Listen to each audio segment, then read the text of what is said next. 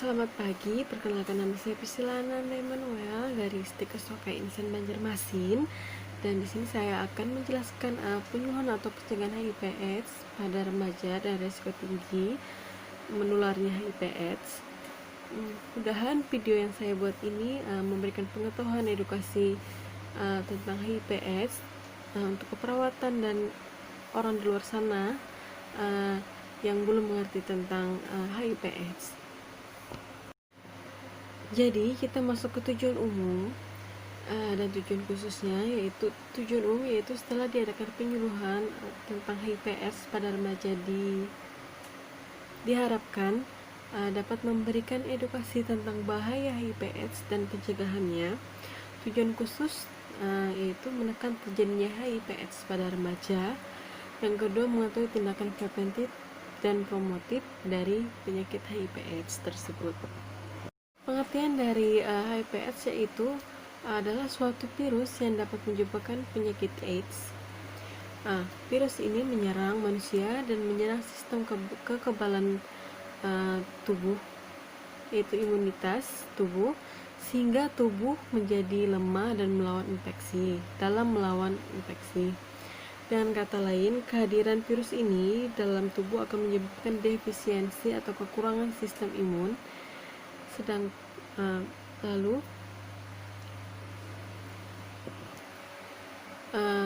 Virus HIV ini terdapat di sel darah putih manusia yang ada di cairan vagina, cairan darah, air mani, dan air susu ibu.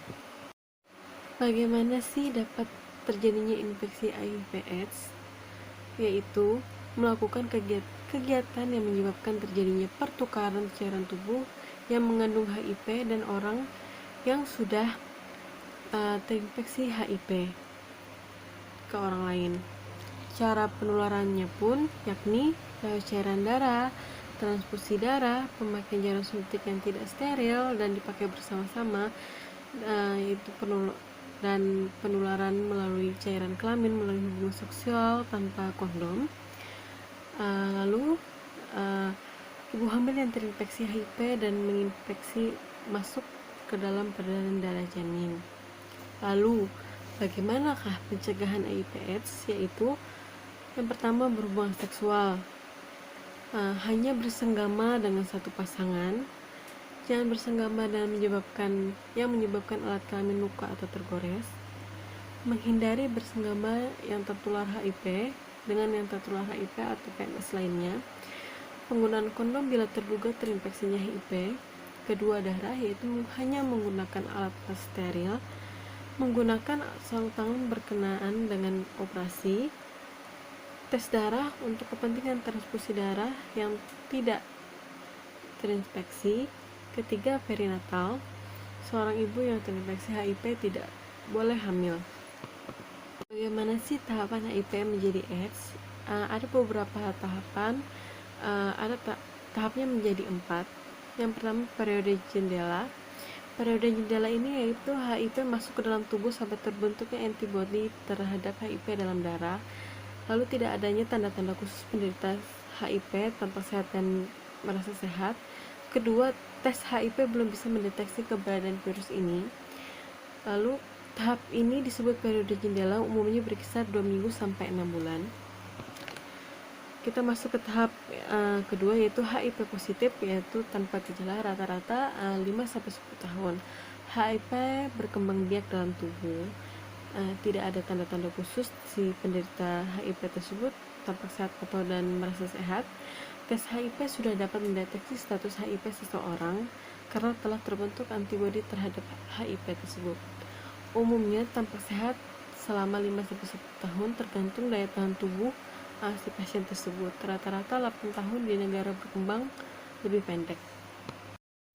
Masuk ke tahap 3, yaitu tahap HIV positif atau munculnya gejala.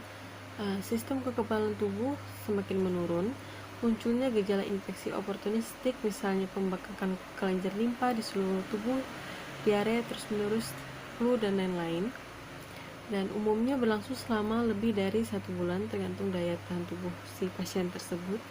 Yang terakhir, tahap 4 atau yang sudah mengarah menuju AIDS, yaitu kondisi sistem kekebalan tubuh sangat lemah. Berbagai penyakit lain masuk ke dalam tubuh. Gejala orang terinfeksi HIV yang menjadi AIDS yaitu terdapat dua gejala, yaitu mayor dan minor.